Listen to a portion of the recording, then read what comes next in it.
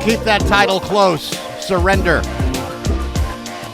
7:42 now the time, 18 minutes in front of 8 o'clock, and it wasn't on purpose that I played that song going into this this segment here. But when did we, by the way, good morning. It's the Mornings with Ed show. It's the voice of Laguna. When exactly did we surrender our better halves, our better beings, and lower the bar?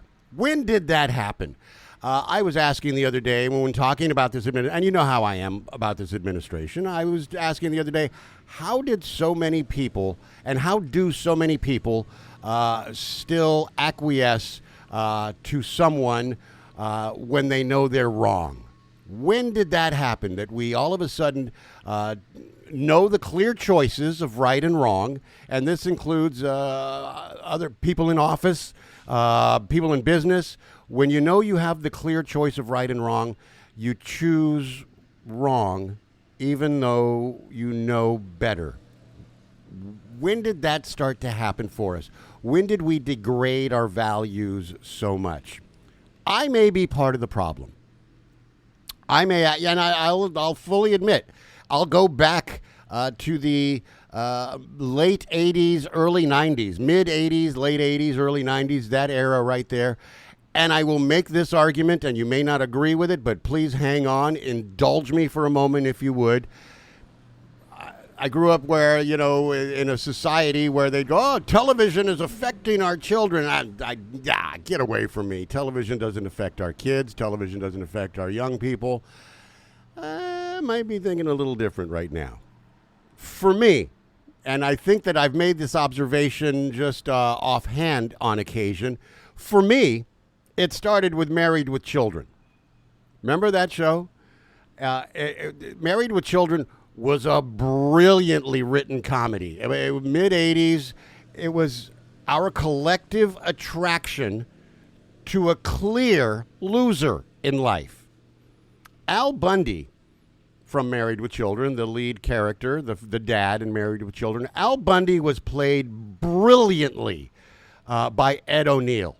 Ed O'Neill is a truly great comedic actor, and as great as he was, he made us love and cheer for, and eventually, unfortunately, for many, aspire to be like Al, to think like him.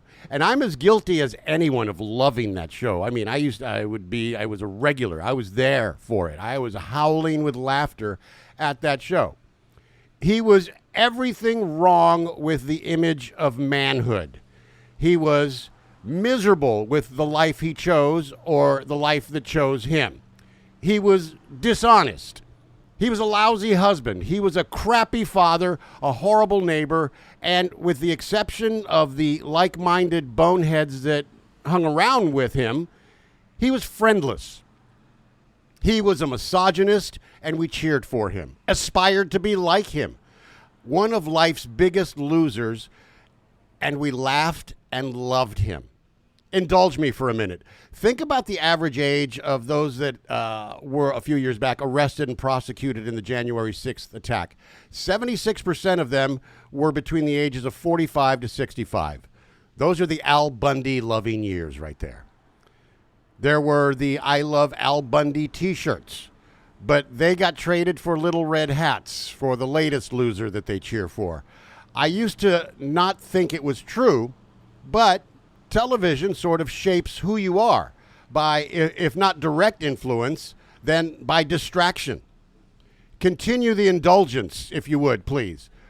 Right around the same time as Married with Children was popular, The Real World was popular. Morton Downey Jr. and Geraldo were lowering the bar for daytime talk, but we watched and bought the plastic made in China, all that crap that their sponsors sold. And with that, we supported the next round of distractions and losers to the forefront. The Judge Judy show, Divorce Court, Cheaters. If you didn't want to be bothered with what was actually happening in the world in the middle of the day, you could escape into a garbage can of programming, rooting through other people's trash. And all the while missing what was going on in the real world around you, or worse yet, hating the news because it gave you truth at that point. Most news networks, Fox had just at that point launched into programming that was hardly news, but they called it news.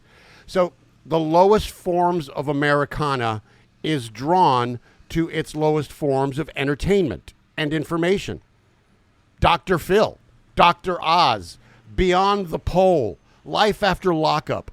Those are more shows to strip away the self-worth of the viewers by stripping it away from the caricatures that perform in those shows. We have dumbed down for 40 years. We've been dumbing down what we watch for 40 years, and with that, we have dumbed down ourselves. We did it to ourselves, and we've done nothing to keep ourselves in check. Jerry Springer and Maury Povich, who's your daddy? You'd watch that show and watch people fight on stage just to find out a paternity test at the end. And that was the excitement and the cheers or the howls at the end of that. My God, it's embarrassing. They were produced specifically for trash, depicting trash. That's who watched it. That's who was on it. That was the subject matter. Feeding the lowest forms of life who want nothing to do with real information. So I know what you're saying. You're probably saying, is Ed actually saying that we lost Roe versus Wade because we've been distracted by 40 years of witnessing car wrecks and watching cops? Hell yeah. That's exactly what I'm saying. And we're about to lose more. If we're continuing down this path because ratings matter. Advertising dollars matter. Our collective lack of curiosity right now is at its lowest. Go ahead, turn away from real news to watch a Jersey Shores, the revamp of Jersey Shores. Skip the documentary about Watergate and listen to someone say that, Watergate wasn't that big a deal. Skip that documentary about Watergate and watch Mama June on a pole or something. It's costing lives. Our lack of attention to what's on TV, what's in violent video games. Every hero in every movie was somehow wronged and gets vengeance with powerful guns, and we cheer for them when it's over. Yes, the problem, dear Brutus, is not in the stars, but in ourselves. The Mornings with Ed show will be right back. Why does